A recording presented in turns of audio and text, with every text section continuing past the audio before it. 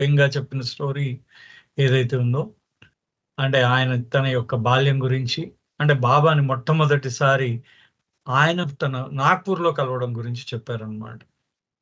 అది ఈ విషయం మనం ఒక్కసారి మళ్ళీ ఇంకొక్కసారి చూద్దాం. 1 మినిట్ అండి. నేను కొంత పార్ట్‌ని యాక్చువల్లీ ఏం చేశానంటే ఇవాళ నేను ఒక్క నిమిషం. 'ఇరుచ్' గారి యొక్క కొన్ని ఫోటోగ్రాఫ్స్ ఉన్నాయి. సో, ఆ ఫోటోగ్రాఫ్స్ కొన్ని ఆహ్, కొన్ని ఆయన మొత్తం వాళ్ళే 'జసావాలా' గారి కలెక్షన్ ఉంది కొంత పార్ట్. సుమారుగా ఒక 200, 200 ఫోటోస్ ఉంటాయన్నమాట. సో, అవి కొన్ని చేశాను. అయితే ఆ 200 ఫోటోస్‌లో ముఖ్యంగా మనకేంటంటే కావాల్సింది ఓహ్! ఒక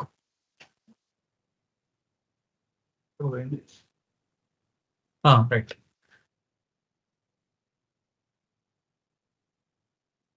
ఇది, ఇది ఒక్కసారి ఈ ఫోటోగ్రాఫ్స్ చూస్తాను. చూపిస్తున్నాను. ఎందుకంటే నిన్న మర్చిపోయాను చూడడం. 1 సెకండ్. 1 సెకండ్ అండి. 1 సెకండ్, 1 సెకండ్. ఇది ఒక్కసారి ఆన్ చేయి టీమ్స్.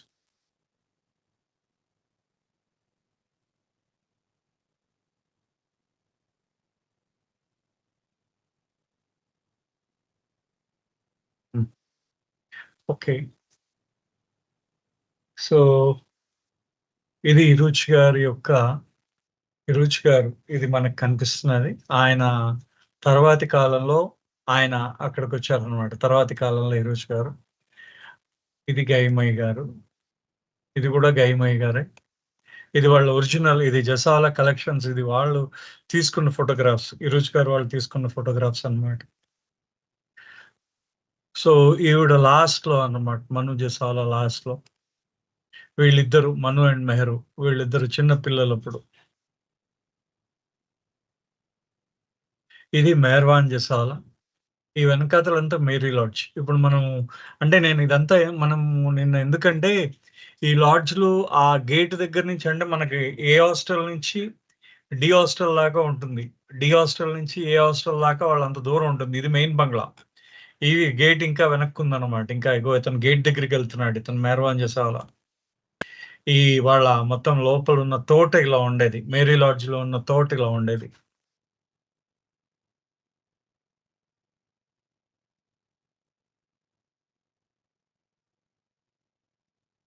ఇగో ఇది 'మేరీ లాడ్జ్‌లో' వన్ ఆఫ్ ది బిల్డింగ్స్ ఇది. ఇగో వాళ్ళు అది చెప్పేవారు గదా! ఈరోజు గారు మాకిలాగ పూల తోటలుండేవి. ఒక దగ్గర పక్షులు పెట్టుకునేవి ఉండేవి. ఒక దగ్గర డక్స్ ఉండేవి అని చెప్పేసి అంటే ఆ బాతులు గూడా ఉండేవి. ఆ బాతుల్ని బాబా మెహరాబాద్ స్త్రీ మండలికి సెక్యూరిటీ కింద తెచ్చుకున్నారనమాట. మనకింతకు ముందు చెప్పారు గూడా. లాస్ట్ మనం చదువుకున్నప్పుడు విన్నాం. బాబా అవి తీసుకొచ్చేయమన్నారు వాళ్ళని. ఇదంతా మేరీ లాడ్జ్. ఇది మెహర్వాన్ జసావాలా. ఇది పాపా జసావాలా. సో, ఇది సో, ఇవి కొన్నున్నాయి. Next 1 second.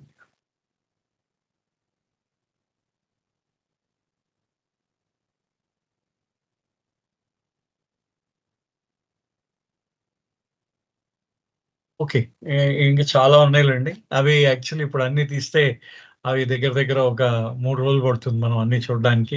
One after one. So, first ఇవాళ ఇది కంటిన్యూ చేద్దాం. ఎందుకంటే నేను కొన్ని తీసి పెట్టడం జరగలేదనమాట. సమయం లేకపోవడం వల్ల అవి వాటన్నిటిని సెగ్రిగేట్ చేయలేదు. మళ్ళీ ఇంకొకసారి ఎలాగో పుస్తకం చదువుతూ ఉంటాం కాబట్టి, ఆ పుస్తకం చదువుతున్నప్పుడు మధ్యలో అవి ఎప్పుడైనా యాడ్ చేస్తాను. ఎప్పుడైనా దాంట్లో ఆ పుస్ ఆహ్, అవి చూపించడానికి ప్రయత్నిస్తాను. సో, ఇప్పుడు మనం నిన్న మనం చదువుకుందేంటంటే, 'ఇరుచ్' గారు ఏం చేశారు? మొట్టమొదటిసారి బాబాని చూసారు. ఎక్కడ చూసారు? 'ఇరుచ్' గారు స్కూల్‌కెళ్లారు. ముందు జాల్, ఆ తర్వాత కరీం అని అబ్దుల్ కరీం అని వాళ్ళిద్దరూ వచ్చారు. వాళ్ళు దండం వాళ్ళు వచ్చి గైమయ్య గారికి నమస్కారం చేసి, బాబా వస్తున్నారని చెప్పారు. బాబా కలకత్తా నుంచి రావడం జరిగింది. డైరెక్ట్‌గా బాబా వచ్చే సమయం వచ్చి ఆయన స్నానం చేశారు. ఆయన బట్టలు ఈవిడ ఉతికారు. గైమయ్య గారు ఉతికారు. పిల్లలు వాళ్ళ ఆడపిల్లలు కూడా మేము ఉతుకుతా ఉన్నారు. అంటే బాబా వాళ్ళని వాళ్ళు నీళ్లు పోస్తే గైమయ్య గారిని ఉతకమని చెప్పారు. ఆ తరువాత బాబా ఏంటంటే, ఆ గేట్ దగ్గరికి ఆ మేరీ లాడ్జ్ వీళ్ళుండే ఇంటి పేరు మేరీ లాడ్జ్. ఆ గేట్ దగ్గర వెయిట్ చేస్తున్నారు. వెయిట్ చేస్తున్న సమయంలో ఇరుచి గారు స్కూల్ నుంచి రావడం జరిగింది. రావడంతోనే ఆయన బాబాని చూసిన వెంటనే సైకిల్ అలా వదిలేసి, తన తల్లిదండ్రులు ఏ విధంగా అయితే బాబా కాళ్ళకి ప్రణామం చేసేవారో, ఆ విధంగా ఆయన కూడా బాబా కాళ్ళకి నమస్కారం చేశాడు. చేసేసరికి చేస్తూ ఆయన ఒక మాట అన్నాడు. ఏంటంటే, "బాబా క్షమించన్నాడు." ఎందుకన్నానో కూడా నాకు తెలీదు. ఇప్పటికీ ఆ పదాలు నాకు గుర్తున్నాయి. నేను ఎందుకన్నానో కూడా నాకు తెలీదు. అసంకల్పితంగా వచ్చేసింది నా నోట్లోంచి ఆ మాట. నేను అనుకోకుండా వచ్చేసిందని జెప్పేసి ఆయనన్నాడు. అనిన తర్వాత మొత్తానికి బాబా నాకు మంచి స్నేహితుడు. ఎందుకంటే, ఆ రోజు నేను దెబ్బ తగిలినప్పుడు ఆయన నన్ను ఎంత ప్రేమగా చూసాడో, ఆ ప్రేమ ఇంకా నా హృదయంలో గుర్తుండిపోయింది. అదే విధంగా నన్ను ఆయన ఒక స్నేహితుడిలాగా నన్నెప్పుడూ ట్రీట్ చేస్తూ ఉండేవారు. అందుకనే ఆ స్నేహభావం ఆయన మీద గౌరవ భావం ఎప్పుడూ ఉండేదన్నారనమాట. అంతేకాని ఆధ్యాత్మికమైన చింతన అది నాకు ఉండేది కాదు అని ఇరుచి గారు చెప్పారు. ఆ తర్వాత ఇరుచి గారిని మొత్తానికి బాబా ఆయనే లేపి భుజాల మీద చెయ్యి వేసి తన ఇంట్లోకి తీసుకువెళ్లారు. ఇరుచి గారికి ఏమైందంటే ఆ రోజు ఆయనకి స్కూల్‌లో మ్యాచ్ ఉంది. Football match. ఆ మ్యాచ్‌కి వెళ్ళడం జరగలేదు. అతను మ్యాచ్ మిస్ అయిపోయాడన్న. అంటే బాబా ఉండడం వల్ల మ్యాచ్ మిస్ అయిపోయారు. మర్నాడు ఏమైందంటే స్కూల్‌లో ఆయన స్నేహితులందరూ అడిగారు. "ఏమయ్యా మ్యాచ్‌కి రాలేదని" అడిగారు.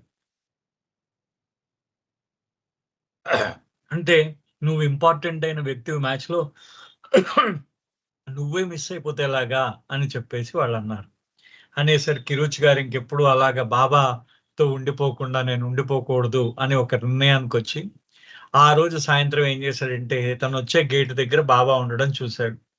చూసి వెనక గేట్‌లోంచి ఆయన ప్రవేశించి, ఆయన బట్టలు మార్చుకొని మళ్ళీ మ్యాచ్ ఆడడానికి వెళ్ళిపోయాడు.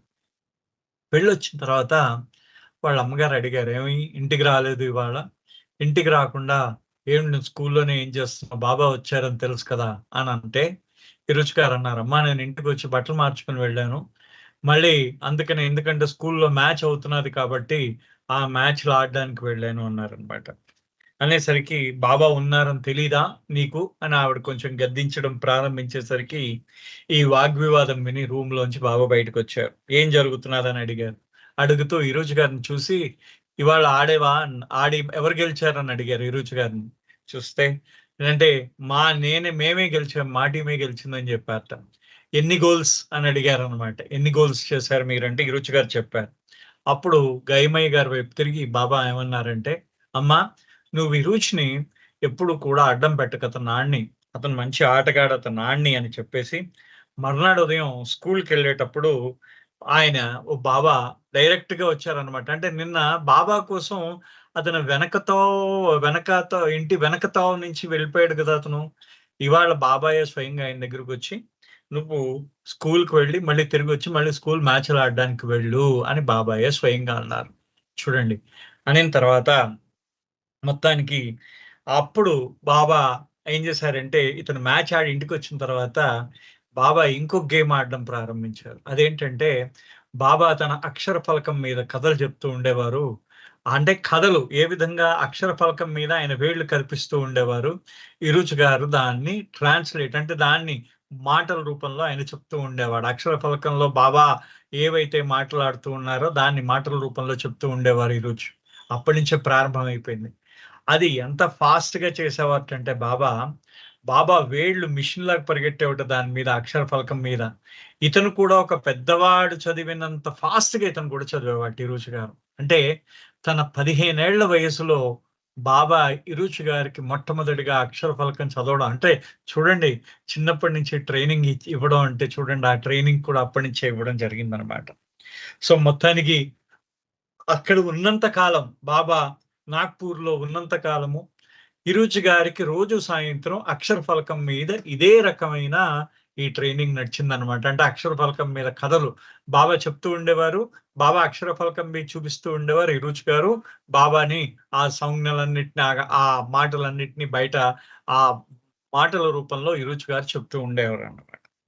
అయితే ఇక్కడ జరిగింది ఏంటంటే, on this first visit to Jasawala residence, Baba walked throughout Mary Lord as though the property was his own, inspecting every room and everything in each room. Baba inspected Iruch's trunk of clothes and told Guy that he needed clothes like Iruch for Aga Ali, whom he planned to take abroad with him. Baba asked Guy if some of Iruch's clothes could be given to Ali, who was a little older but about the same size. Not only was Gaimai was happy to give her son's clothes to Baba, but the tailor employed by the family was called to the house to stitch whatever clothes Baba and the boy needed. అయితే బాబాతో నిన్న ఈ ఆగా అలీ అనే అతను నిన్న మనం చూసాం. ఈ ఆగా అలీ అనే అతను ఆగా అలీ అని ప్రేమాశ్రమం కుర్రవాడు. నిన్న ఆ ఫోటోగ్రాఫ్ కూడా చూపించాను. ఎస్, ఇప్పుడు మళ్ళీ వచ్చాను. ఓకే, రైట్, మీరు చూడవచ్చు ఆయన ఫోటోగ్రాఫ్. మళ్ళీ ఇంకొకసారి వేస్తున్నాను ఆ ఫోటోగ్రాఫ్. ఇగో ఇది వీళ్ళు, ఈయన కరీం. ఇక్కడ ఇప్పుడు తన మండలి సభ్యులతో వెళ్ళారు. దాంట్లో కరీం మొట్టమొదటిగా వెళ్ళి బాబా యొక్క రాకని గైమయ్య గారికి తెలియజేశారు. ఇది బాబా జసావాలా, గైమయ్య గారు, ఇరుచ్ గారు వాళ్ళ చెల్లెళ్ళు, అక్కడ పని వాళ్ళ అబ్బాయి, ఇక్కడ విష్ణు, ఇక్కడ ఇరుచ్, ఇక్కడ విష్ణు ఎడం చేతి వైపు కార్నర్ లో విష్ణు, ఆ పక్కనేమో అగాలి, సారీ, ఆ పక్కనేమో ఇరుచు, యువతల ఈ గైమయ్య గారి ముందేమో ఆ కుర్రవాడి పేరు ఆగాలి, ప్రేమాశ్రమం కుర్రవాడు. ఈ కుర్రవాడి పేరు ఈ గడ్డం అతని పేరు అబ్దుల్ కరీం అన్నమాట.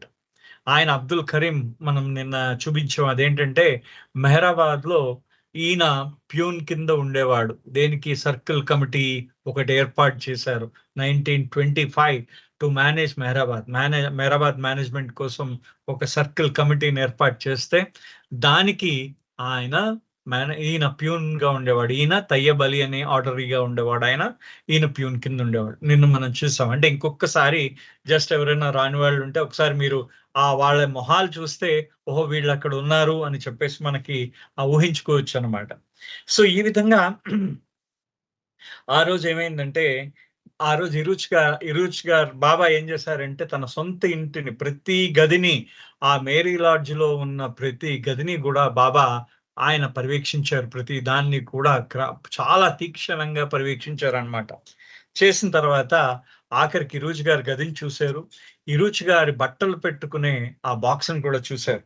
చూసి ఇరుచ్ గారి బట్టలను చూసి ఏమన్నారంటే, ఈ ఆగా అలీ, ఇతని ఆగా అలీని నేను బయటికి తీసుకెళ్తున్నాను, నేను ఫారెన్ తీసుకెళ్తున్నాను, మీరు ఇరుచ్ గారికి కుట్టించిన బట్టలు ఈ అబ్బాయికి కుట్టించగలరా అని అడిగారట బాబా. లేకపోతే ఒకవేళ ఇరుచ్కు ఈ అబ్బాయి ఇద్దరు ఒకటే ఎత్తరి వాళ్ళు కాబట్టి, ఇరుచ్ కన్నా అబ్బాయి పెద్దవాడే, ఆగా అలీ పెద్దవాడు, కానీ ఇద్దరు ఒకే ఎత్తులో ఉన్నారు కాబట్టి ఒకవేళ ఇరుచ్ బట్టలు ఏమైనా అబ్బాయికి ఇవ్వగలరా అని అడిగారట. అంటే గైమయ్య గారు ఎంతో సంతోషించిందట. అయ్యో తప్పకుండా అని చెప్పి ఆవిడ ఏం చేసిందంటే వాళ్ళ ఇంటికి, అంటే మేరీ లాడ్జ్ లో వాళ్ళకి ఒక టైలర్ ఉండేవాడు. ఆ టైలర్ వచ్చి కుడుతూ ఉండేవారు అన్నమాట. ఆ టైలర్ ని కూడా పిలిపించి బాబాకి ఆగా అలీకి ఏ విధంగా బట్టలు కావాలో ఆ విధంగా కుట్టమని ఆవిడ పురమాయించింది. అయితే ఇక్కడ ఒక అద్భుతమైన విషయం జరిగింది, చూద్దాం. ఏంటంటే Iruch's father always wanted his son to dress in fine clothes, although as a boy Iruch had no interest in stylish Western fashion. This difference between father and son persisted throughout Iruch's school years. My father felt hurt that I would not wear Western clothes. My dress was very simple trousers, a long black coat, and a very nice velvet cap on my head. This was the customary Zoroastrian dress. But my father would always nag at me, look, I have to go into the society. Why can't you wear good clothes? But this is a very good dress, I would retort. So he always had a strong distaste for what I wore. But I finally had my day when I passed my final exams from St. Francis de Sales High School. Each student received a school leaving certificate, and on my certificate it is mentioned that I was the best dressed student in the class. I was so happy and proud that I just put certificate on my father's table so that he would see it. I did not want to spoil the certificate. Otherwise, I would have underlined it in thick red ink, but my father never commented on it till his dying day, just as if he has never seen it. ఇరుచి గారు ఏం చేశారు? ఇరుచి గారు వాళ్ళ తండ్రి గారికి ఎందుకంటే ఆయన ఆ రోజుల్లో ఆయన చాలా ఉన్నతమైన పదవిలో ఉన్నాడు. ఇరుచి గారి తండ్రి గారు పాపాజీ సావాలా. చాలా ఆస్తిపరులు కూడా వాళ్ళు. ఆ విధంగా పాపాజీ సావాలా సంఘంలో పరపతి ప్రతిష్ట కలిగినవాడు కాబట్టి ఎప్పుడు కూడా మంచి దుస్తులు అవి వేసుకుంటూ ఉండేవాడు. ఆ రోజుల్లోనే వాళ్ళ కారు ఉండేది కదా! అయితే ఆ రోజు ఏం చేశారంటే, ఆయన పాపాజీ సావాలా ఇరుచి గారిని ఆ పాశ్చాత్య దేశస్తులు వేసుకునే కోటు, సూటు, బూటు వేసుకోమనేవారు. అయితే ఇరుచి గారికి అది ఇష్టం ఉండేది కాదు. ఆయన చక్కగా ఓ చిన్న ప్యాంటు, ఇప్పుడు మీరు స్క్రీన్ మీద చూస్తే అక్కడ నిక్కర్‌తో ఉన్నారు ఇరుచి గారు. లేకపోతే ఆ ప్యాంటు అంటే జొరాస్ట్రియన్స్‌ది ఎలా ఉంటుందంటే, వాళ్ళు కూర్చునేటప్పుడు ముణుకుల దాకా లేపేయొచ్చనమాట వాళ్ళ ప్యాంట్‌ని. అంత లూజ్‌గా ఉంటుంది. అంటే పైజామా లాగా ఉంటుందనమాట వాళ్ళ ప్యాంట్. అలాంటి పైజామా లాంటి ప్యాంటు, ఒక షర్టు, మాకు లూజ్ షర్టు, పైన మాత్రం ఒక మంచి వెల్వెట్ టోపీ ఒకటి పెట్టుకున్నారు. ఇక్కడ మీకు దాంట్లో కనిపిస్తూ ఉంటుంది. వెల్వెట్ టోపీ ఒకటి కనిపిస్తూ ఉంటుంది. సో, ఈ విధంగా ఆయన ఈ వెల్వెట్ టోపీని ఇక్కడ ఈయన పెట్టుకున్నారు చూడండి ఆ వెల్వెట్ టోపీ. అలాగే ఆయనకిష్టంట ఎప్పుడూ కూడా. అయితే ఆయన ఆ విధంగానే ఉంటూ ఉండేవారట. ఆయన తండ్రి గారికి అది ఇష్టం ఉండేది కాదనమాట. ఏదంటే ఆ విధంగా శుభ్రంగా పాశ్చాత్ బట్టలు వేసుకొని శుభ్రంగా ఉండు అని చెప్తూ ఉండేవారట. అయితే "నువ్వు మంచి బట్టలేసుకో" అంటే, "ఇది మంచి బట్టలే కదా నాన్న" అని అనేవాట ఈయన. మొత్తానికి ఆయన ఎప్పుడు చెప్పగలిగేటంటే తన తండ్రి గారికి, ఆయన స్కూల్‌లోంచి Saint Francis de Sales High School అని ఉంది గదా! వాళ్ళది. ఆ స్కూల్‌లోంచి ఆయన వస్తున్నప్పుడు ఆయనకి ఒక సర్టిఫికేట్ ఇచ్చారట స్కూల్ వాళ్ళు. ఏంటంటే, "ఇరోజ్ బైరం షా జసావాలా అనే ఈ కుర్రవాడు ఈ స్కూల్‌లో 10 సంవత్సరాల నుంచి చదువుతున్నాడు." మొత్తం స్కూల్ మొత్తంలో అతను చాలా విధేయతతో, చాలా గౌరవంగా మెసిలాడు. ఇతను చాలా, చాలా మంచి నడవడిక కలిగిన ఒక యువకుడు. అతను ఎప్పుడూ కూడా చక్కని దుస్తులు వేసుకొని చాలా వినమ్రంగా ఉండేవాడు. ఇది అంటే ఇంగ్లీష్‌లో పెద్ద సర్టిఫికేట్ ఇచ్చారు. ఆ సర్టిఫికేట్ మొత్తాన్ని ఈ ప్రింట్ చేసిన దాన్ని నేను తెలుగులో ట్రాన్స్‌లేట్ చేసి చదువుతున్నాను. అయితే ఈరోజు జసవాల చాలా మంచి కుటుంబానికి చెందినవాడు నాగ్‌పూర్‌లో. ఇతను విశ్వసనీయుడు అని స్కూల్ వాళ్ళు సర్టిఫికేట్ ఇచ్చారట. ఆ ప్రిన్సిపాలు ఆయన సంతకం చేసి ఇచ్చాడట. దాంట్లో బెస్ట్ డ్రెస్డ్ అంటే చాలా బాగా డ్రెస్ చేసుకున్నవాడు, దుస్తులు ధరించిన వాడు, అంటే నడవడిక, దుస్తులు కూడా చాలా మంచివి ధరించిన వాడు అని చెప్పేసి అతనికి ఉత్తమంగా ధరించిన వాడని అతనికి ఒక సర్టిఫికేట్ ఇచ్చారు. ఆ సర్టిఫికేట్‌ని ఇతను ఏం చేశాడంటే, తన తండ్రి ఎప్పుడూ అతన్ని అంటూ ఉండేవాడు కదా! మంచి బాగా డ్రెస్ చేసుకో అని. ఆయన చూడాలని చెప్పేసి తన తండ్రి గారి టేబుల్ మీద పెట్టేట్టిన. ఆ తండ్రి గారు కూడా ఎంత తెలివైనవాడో చూడండి. ఆయనేం చేసేట, ఎప్పుడు కూడా ఆ సర్టిఫికేట్ గురించి ఆయన మాట్లాడలేదు. తను చనిపోయేదాకా కూడా ఆ సర్టిఫికేట్ గురించి ఆయన తండ్రి గారు మాట్లాడలేట ఎప్పుడు కూడా. సో, ఎప్పుడు కూడా ఆయన అదే అంటారు. ఎప్పుడు చూడనట్టే ఉన్నాడు. కానీ ఆయన చూసాడు. ఆయన తండ్రి గారు చూసాడని ఈయనకి తెలుసు. అదే విధంగా ఈయన పెట్టాడని ఆయనకి తెలుసు. మొత్తానికి ఇద్దరికీ తెలుసు. ఒకళ్ళకొకళ్ళు తెలుసున్నా సరే తెలియనట్టే ఉన్నారనమాట మొత్తానికి ఆ విధంగా. సో, ఈ విధమైన certificate సంపాదించుకున్నాడట. It so happened that Papa had bought some silk cloth to be used to make Western style shirts for Iroj.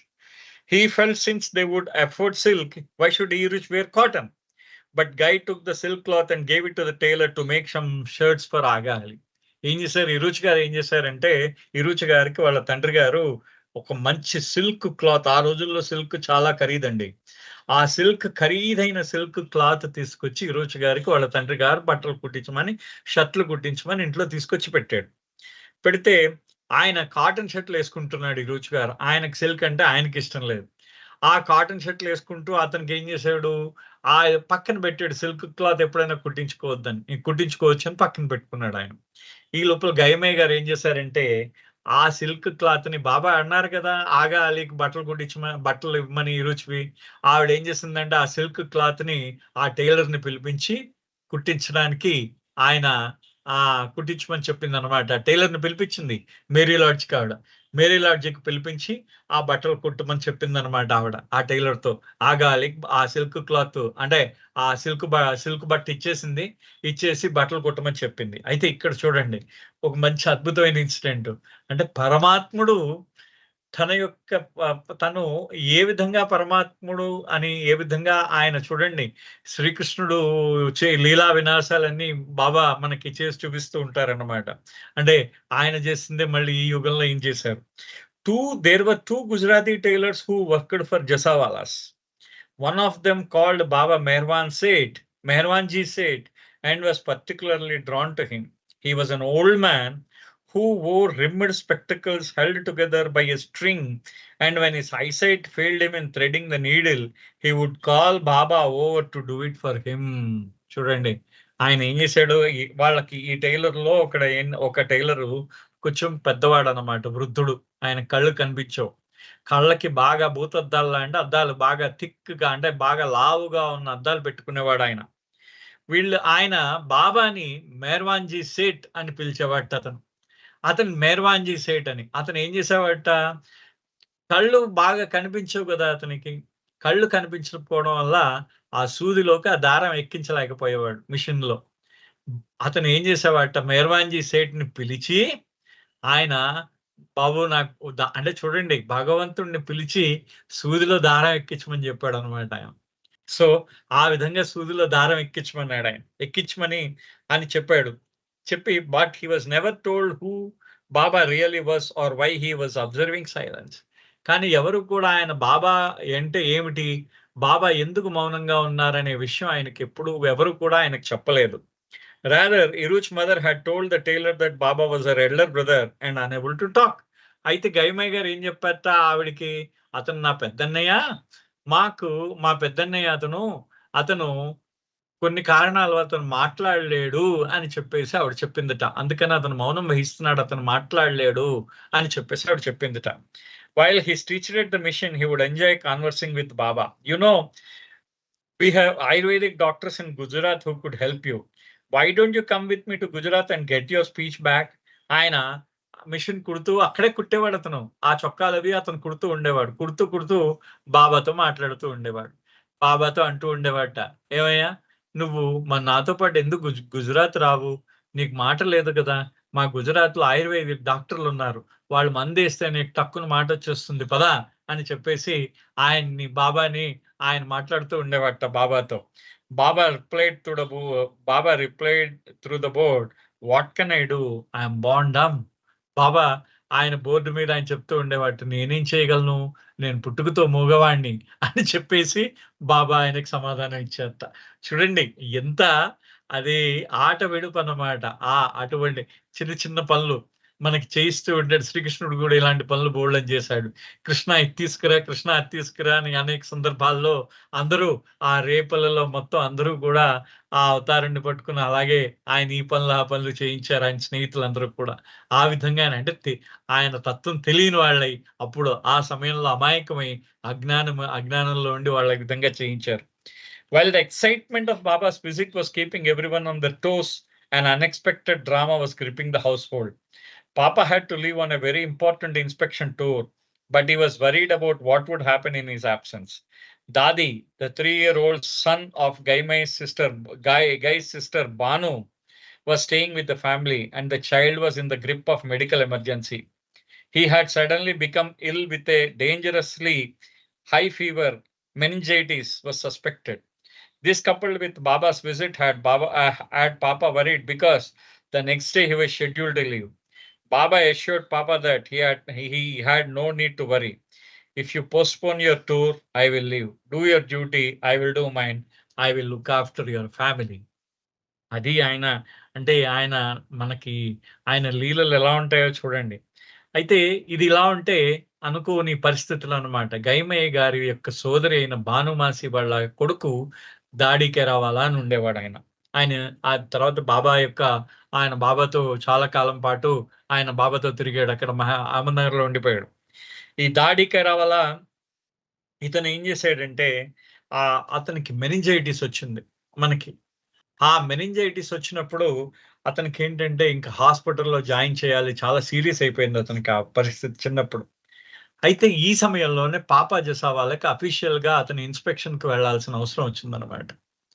ఆ ఇన్స్పెక్షన్ కి వెళ్లాల్సిన అవసరం వచ్చేసరికి ఆయన ఏం చేశాడంటే ఆయన నేను వెళ్ళనా వద్దా అని ఆయన పాపం అతను ఆరాట పడుతున్నాడు. వీళ్ళందరికి ఇతను దాడికే రావాలా, ఒంట్లో బాలేదు. బాబా ఉన్నారు ఇంట్లో. ఏమిటి నా పరిస్థితి ఏంటి? నేను వెళ్ళాలా వద్దా అని అతను అతను మామూలుగా ఇదవుతున్నాడనమాట అతను. అవుతున్నప్పుడు ఆ సమయంలో ఏమైందంటే పాపాజీ సవాల్‌తో అన్నారట. "ఏమయ్యా! నువ్వేం చింత నువ్వు నీ కుటుంబం గురించి చింతించాల్సిన అంత అవసరం ఏం లేదు. నువ్వేం జేస్తావంటే నువ్వు ప్రశాంతంగా నీ ఇన్స్‌పెక్షన్‌కి నువ్వు వెళ్ళిరా. నువ్వు కానీ దీన్ని పోస్ట్‌పోన్ చేసావనుకో, నువ్వు ఇన్స్‌పెక్షన్‌ని పోస్ట్‌పోన్ వచ్చేసావనుకో, నీ ఇంట్లోంచి నేను వెళ్ళిపోతాను. నువ్వు నీ డ్యూటీ నువ్వు చెయ్యి. నా డ్యూటీ నేను చేస్తాను. నువ్వొచ్చే వరకు నీ కుటుంబాన్ని నేను చూస్తాను" అన్నారట బాబా. చూడండి. "నువ్వొచ్చే వరకు నీ కుటుంబాన్ని నేను చూస్తాను" అని అన్నారట. ఇది యాక్చువల్లీ మీకు ఒకసారి మేము మొన్న అహ్మద్‌నగర్ దీనికి వెళ్ళినప్పుడు ఒక ప్లేస్‌కి వెళ్ళామనమాట. ఆ ప్లేస్ ఏంటంటే పీడబ్ల్యూడీ బంగ్లా అని ఒకటుంది. ఏది మనకి ఆహ్, దానికి అహ్మద్‌నగర్‌లో పీడబ్ల్యూడీ బంగ్లా అన్నమాట. దాని యొక్క విశేషం ఏంటంటే 1938లో మెహర్ రిట్రీట్ అప్పుడు కడుతున్నారు. బాబా యొక్క సమాధి దగ్గరున్న మెహర్ రిట్రీట్ కడుతున్నారు. ఎందుకంటే 38 ఆగస్ట్‌లో స్టార్ట్ అయిందది. అప్పుడు దాన్ని కడుతున్నారన్నమాట. అది కడుతున్నప్పుడు బాబా ఎక్కడున్నారంటే ఆ సమయానికి ఆహ్, ఆ పీడబ్ల్యూడీ గెస్ట్ హౌస్‌లో ఉన్నారు. అప్పటికింకా మెహర్‌జాద్ లేదు. అప్పుడు ఆ పీడబ్ల్యూడీ గెస్ట్ హౌస్‌లో సుమారుగా 4 నెలల కాలం పాటో, 2 నెలల కాలం పాటో ఉన్నారు. ఎగ్జాక్ట్ టైమ్ ఒక్కొక్కళ్ళు ఒక్కొక్క దాంట్లో డిఫరెంట్‌గా రాశారు. సో, కాబట్టి మనం ఒక 3 నెలలు అనుకుందాం. జస్ట్ అనుకుందాం అలాగా. అయితే ఆ సమయంలో ఏం చేశారు, వీళ్ళు ఫస్ట్ టైము వీళ్ళు కలవడానికి వచ్చారన్నమాట. వచ్చినప్పుడు చిన్న సంఘటన జరిగిందక్కడ. బాబా ఏమన్నారంటే, "ఇక్కడ నాగ్‌పూర్ వచ్చినప్పుడు నీ కుటుంబాన్ని చూస్తా" అన్నారు బాబా. అది ఆ రోజు కూడా మళ్ళీ పాప చేసే వాళ్ళకి ఆ తర్వాతి కాలంలో వాళ్ళందరికీ కూడా మిమ్మల్ని మీ మీరందరూ మీ అందరి బాధ్యత నాది అన్నట్ట బాబా అక్కడ ఆ గెస్ట్ హౌస్‌లో. అయిపోయిన తర్వాత బాబా వీళ్ళందరూ 1939లో భైరవమంగళ ఎళ్లారు నెక్స్ట్ ఇయర్. ఇది 38లో జరిగింది. పీడబ్ల్యూడీ గెస్ట్ హౌస్‌లో బాబా ఏం చెప్పారంటే మిమ్మల్ని అందరిని కూడా మీ బాధ్యత నాది అని చెప్పారు. ఇరుచి గారికి, గైమయ్య గారికి వాళ్ళందరికీ కూడా. తర్వాతి కాలంలో అక్కడికెళ్లారు. పాపా జెస్సావాలా ఏం చేశాడంటే, ఆయన వాళ్ళని బెంగుళూరులో ఇరుచి గారు వాళ్ళు వేరేగా ఉండేవారు. వాళ్ళని ఏం చేశారంటే, వేరేగా ఆయన బాబా మళ్ళీ అక్కడి నుంచి షిఫ్ట్ చేసేసి మెహరాబాద్ వచ్చేసారు. వీళ్ళు అక్కడే ఉండిపోయారు. ఇరుచు, గైమయ్య గారు వాళ్ళందరూ కూడా అక్కడే ఉండిపోయారు. పాపా జెస్సావాలా ఆ సమయంలో బాబా డెహ్రాడూన్‌కెళ్ళిపోయారు బాబా అక్కడి నుంచి. వెళ్ళిపోయిన తర్వాత పాపా జెసావాలా నాగ్‌పూర్‌లో అతను అహ్మద్‌నగర్‌లో ఉన్నాడు ఆ టైంలో. అహ్మద్‌నగర్‌లో ఇన్స్‌పెక్షన్ చేస్తున్నాడు. చేస్తున్నప్పుడు అహ్మద్‌నగర్ నుంచి అతను ఒక టెలిగ్రామ్ ఎలా పంపించాడంటే, ఇరుచ్ వాళ్ళకిను స్టార్ట్ ఇమ్మీడియేట్‌లీ అని బాబా పేరుతో అహ్మద్‌నగర్ నుంచి పంపించాడు. బాబా స్టార్ట్ ఇమ్మీడియేట్‌లీ అని చెప్పేసి డెహ్రాడూన్ బాబా ఎక్కడైతే ఉన్నారో అడ్రెస్ ఇచ్చి పంపించాడన్నమాట. పంపించేసరికి గబా ఈయన పరిగెత్తుకుంటూ మొత్తం ఈ కుటుంబం అంతా అక్కడికెళ్ళిపోయింది. అక్కడి దాకా ఎళ్ళేసరికి బాబా తీరా వాళ్ళందరూ అక్కడికెళ్లారు. మనం ఇంతకు ముందు కూడా చెప్పుకున్నాం దీని గురించి. అయినా ఇంకోసారి చెప్తున్నాను. చెప్పుకోవడంలో తప్పు లేదు. అయితే వాళ్ళందరూ అక్కడ ఈరోజు గారి కుటుంబం అంతా డెహ్రాడూన్ ఎళ్ళేసరికి బాబా అన్నారు, "ఏంటి మీరొచ్చారన్నారు" బాబా. అంటే "మీరే కదా బాబా టెలిగ్రామ్ ఇచ్చారన్నారు." "ఏదా టెలిగ్రామ్" అన్నారు. ఈరోజు టెలిగ్రామ్ ఇచ్చాడు. "నువ్వేం ఇంజినీరింగ్ చదివావయ్యా" అన్నారు బాబాని. "ఇంజినీరింగ్ చదువుతావన్నావు నువ్వు. ఎక్కడికెళ్ళిపోతావు అన్నావు? బెనారస్ హిందూ యూనివర్సిటీలో చదువుకుంటా అన్నావు. ఏం ఇంజినీరింగ్ చదివావు నువ్వు?" అని చెప్పేసి బాబా ఎగతాళి చేశారు. చేసి టెలిగ్రామ్ అహ్మద్‌నగర్ నుంచి ఇచ్చాను. నేనిచ్చానా? అంటే అహ్మద్‌నగర్ నుంచి ఇచ్చాను. అహ్మద్‌నగర్ నుంచి వచ్చింది టెలిగ్రాము. డెహ్రాడూన్‌లో నేనున్నాను. ఎలా ఇస్తాననుకున్నావు అన్నారట ఆయన. అనేసరికి ఒక్కసారి వాళ్ళు గూడా అప్పుడు హయ్యో! అనుకుని వాళ్ళు వెనక్కి తిరిగి వెళ్ళిపోతున్నారు. గేట్ దాటే లోపల బాబా అన్నారు, "సరే రండి ఎలాగో వచ్చారు గదా! ఇంక రండి. అందరం కలిసుందాం" అన్నారనమాట బాబా. అంటే ఈ ఈయన ఆయన అప్పటినుంచి అంటే నాకు ఈ సంఘటన ఎందుకు గుర్తొస్తుందంటే, తన కుటుంబాన్ని అమితంగా ప్రేమించినవాడు. అక్కడ ఆ తండ్రి చూడండి ఆ తండ్రి ఏంటంటే, తన కుటుంబాన్ని అమితంగా ప్రేమించినవాడు. ముఖ్యంగా మనం ఇంతకు ముందు గూడా ఒకసారి చదువుకున్నాం. మనం ఇంతకు ముందు చెప్పుకున్నాం గూడా ఒకసారి. ఏంటంటే ఇరోచి గారి కోసం ఆయన తండ్రి గారు మొత్తం కుటుంబంతో సహా బాబా దగ్గరికి రావడానికి ఒప్పుకున్నాడు.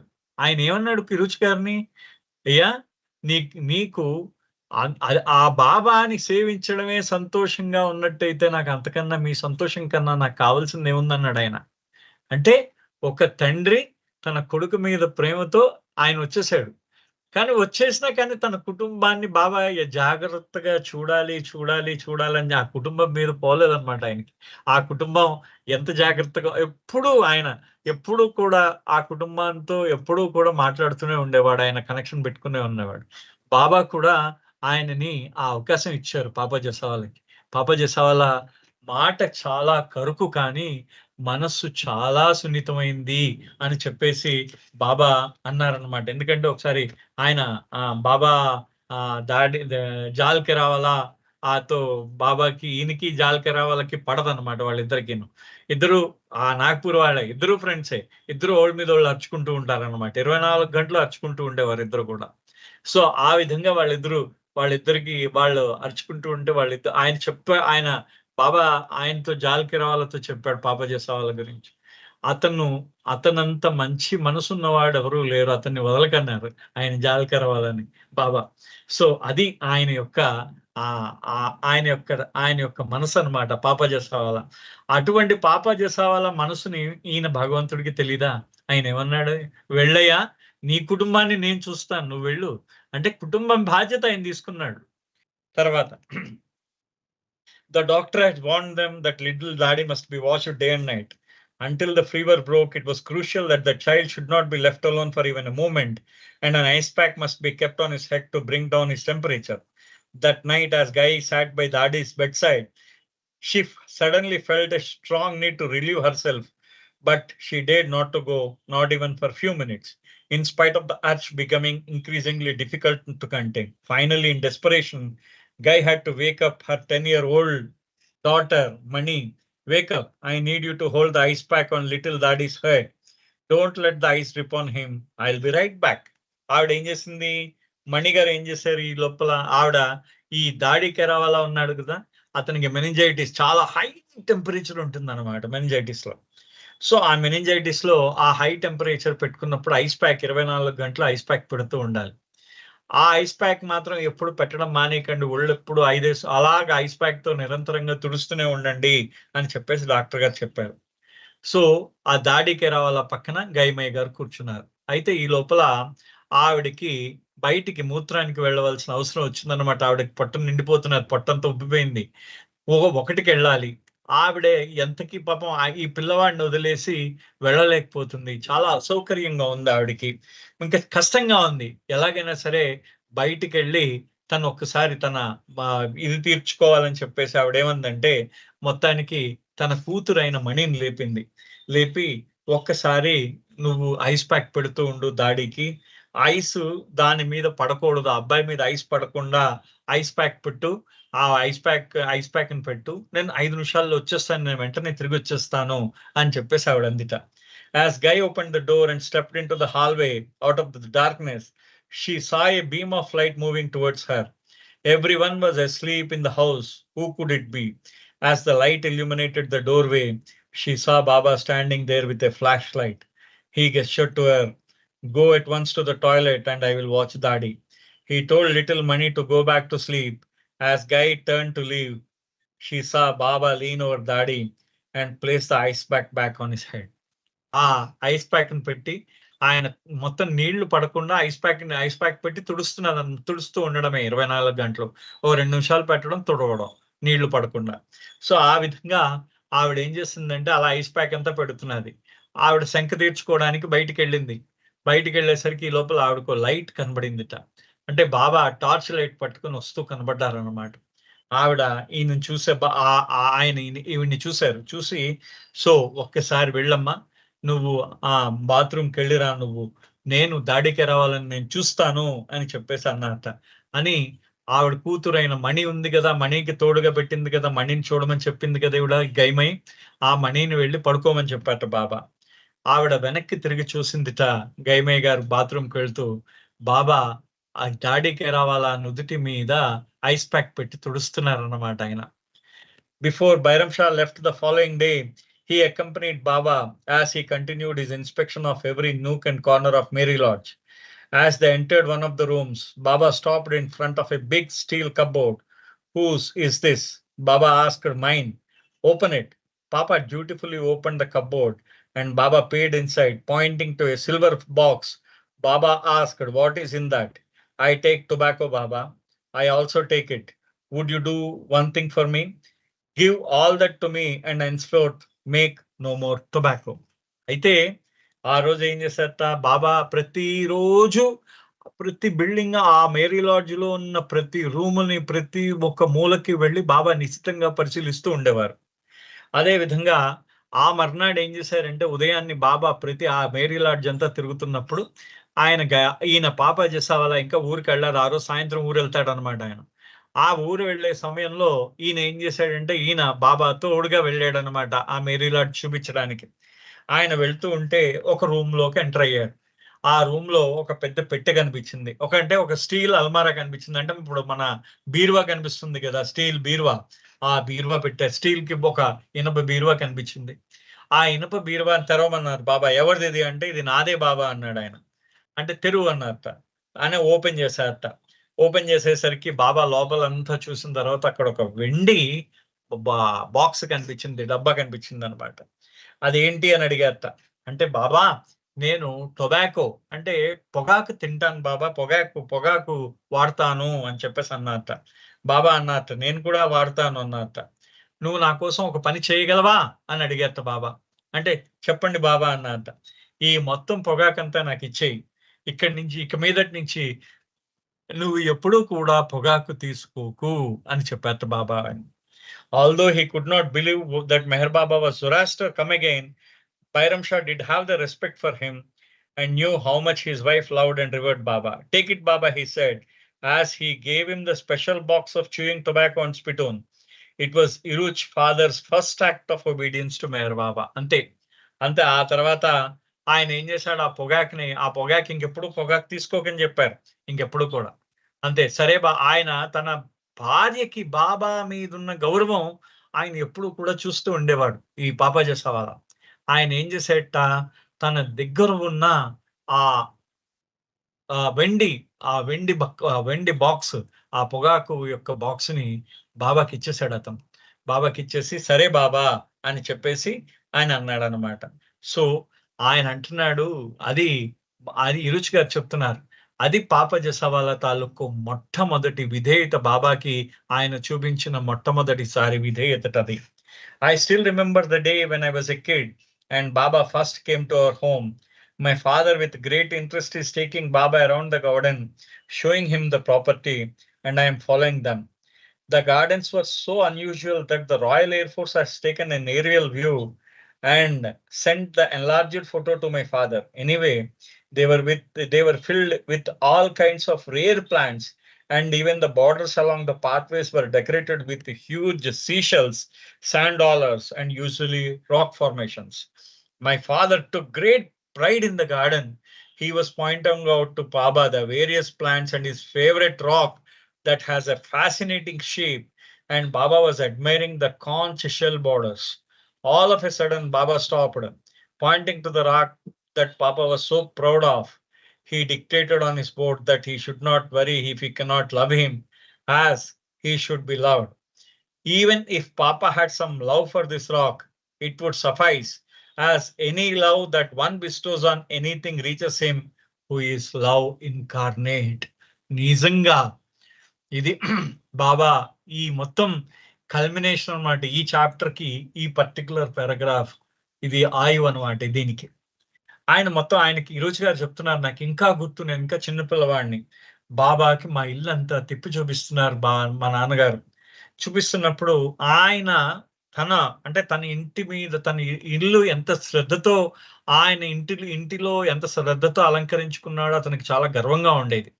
ఎందుకంటే ఆ పైన ఆ రోజుల్లోట రాయల్ ఎయిర్ ఫోర్స్ అంటే బ్రిటిష్ వాళ్ళు ఎయిర్ ఫోర్స్ గాల్లోంచి విమానంలోంచి వీళ్ళ యొక్క ఈ ఎస్టేట్ ని వాళ్ళు ఫోటోగ్రాఫ్ తీసుకున్నారట. కారణం ఏంటంటే రకరకాల చెట్లు ఉండేవిట, విమానంలోంచి వీళ్ళ ఎస్టేట్ ని ఫోటో తీసుకున్నారట వాళ్ళు. ఇరుచి గారు వాళ్ళ ఎస్టేట్ ని ఫోటో తీసుకుని రకరకాల చెట్లు ఉండేవట. అవి అంత అందంగా అలంకరించేవారు. ఇందాక నేను చూపించాను మీకు ఒకసారి. ఆ రకరకాల చెట్లు చూడండి ఎంత అందంగా అలంకరించబడి ఉన్నాయో ఆ ఒక్కసారి మనం చూడొచ్చు. దాంట్లో మనం చూడొచ్చనమాట దాంట్లో.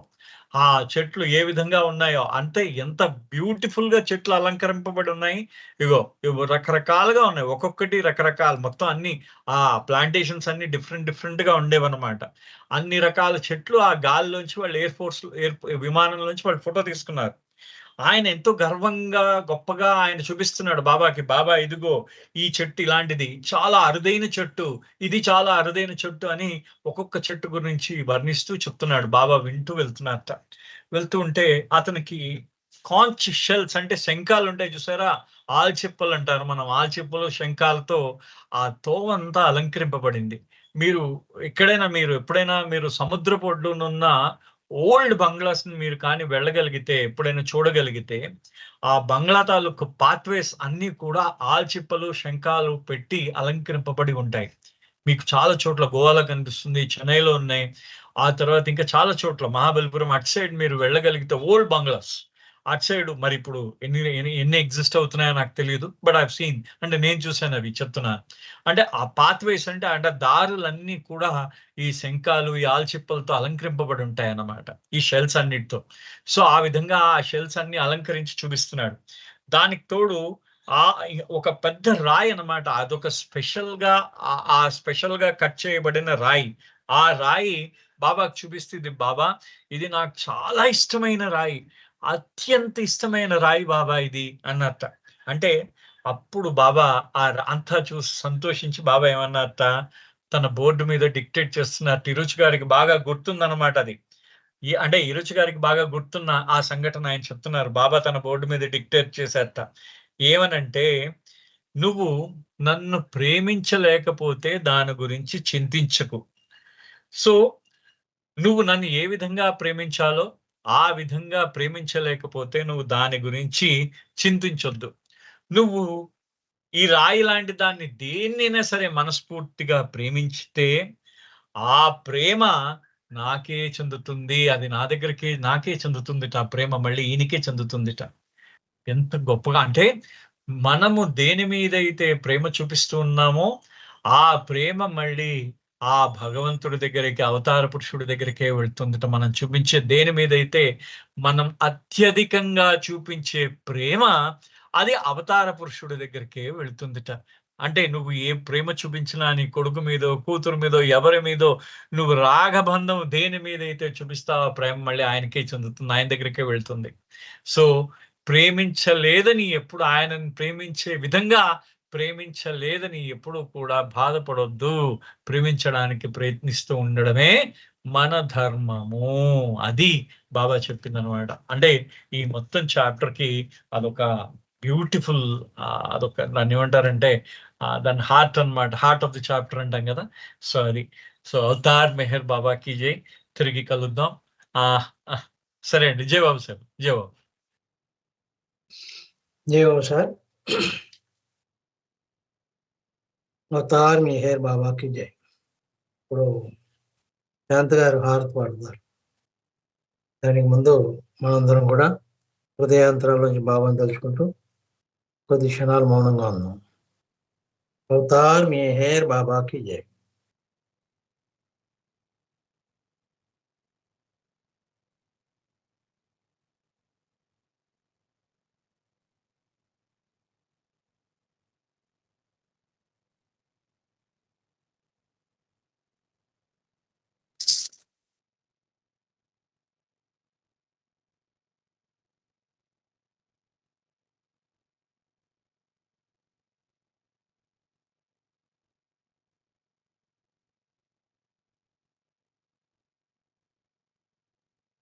अवतार मेहर बाबा की जय।